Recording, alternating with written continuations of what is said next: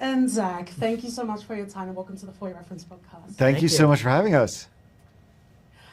Bloodlines has the same DNA, but it's a bit more somber, albeit with the delicious kills, but it's a bit more somber, it's a bit more reflective, and it's a big question, so I would like the both of you to share.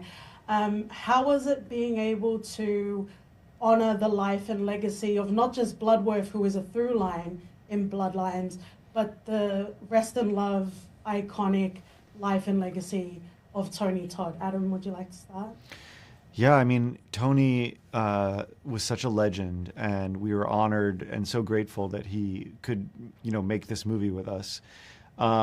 He was sick, while we were working on prepping the movie, and we weren't sure if he would be able to participate, but he kept telling us, do not write me out of this movie. I need to be in this movie. And when he got to set, he was incredibly joyful and excited to be there, even though he was physically weak. He was so happy to be recreating Bludworth and working with the young actors who were there and bringing this character to life. There were two things that were really important to him in the movie, and the first was to give him more of a backstory, to help us understand who Bludworth was as a person.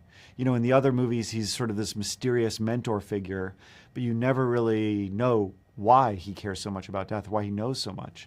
And Bloodlines answers that question in a way that feels surprising, but also makes sense and humanizes the character in a way that Tony was really excited about.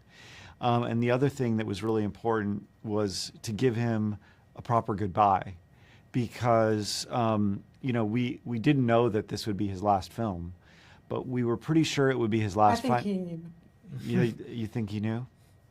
Yeah, I mean, I think we all knew it would be his last Final Destination film, but yeah, it was so sad that it ended up being his last film. But we wanted to, the character in the film is saying goodbye to the characters, and is facing his own mortality.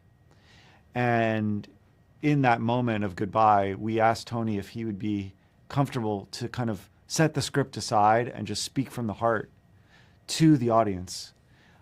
We said, Tony, what is all this about? What is life about? Just what do you want the fans to know? And the take that's in the movie is Tony just speaking from the heart about life and about death. And I think that's why it's so powerful. Yeah, I think one of the things that I took away from it was, like Adam said, physically he was very weak. But on set, he had this incredible joy, and he loved to act. He loved to be with the other actors. And that message that he leaves us with is about joy. It's about cherishing every moment that you have, because you never know when it's going to come to an end.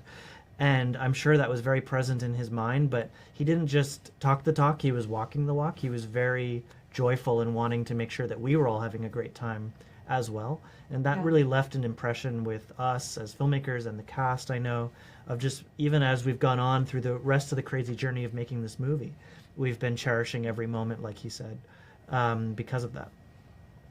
Yeah, and I think it's a celebration of life. And I just want to quickly wrap up with our final question. We finish off our reviews with a recommendation. So what would you pair with Bloodlines as a double feature? Big question. I know, just literally first film that comes to mind. Great question. Well, I guess Candyman would probably be a good one. Beautiful. Beautiful. Be my victim. Absolutely love it. Thank you so much, Adam and Zach. Thanks. Thank you. Be my victim.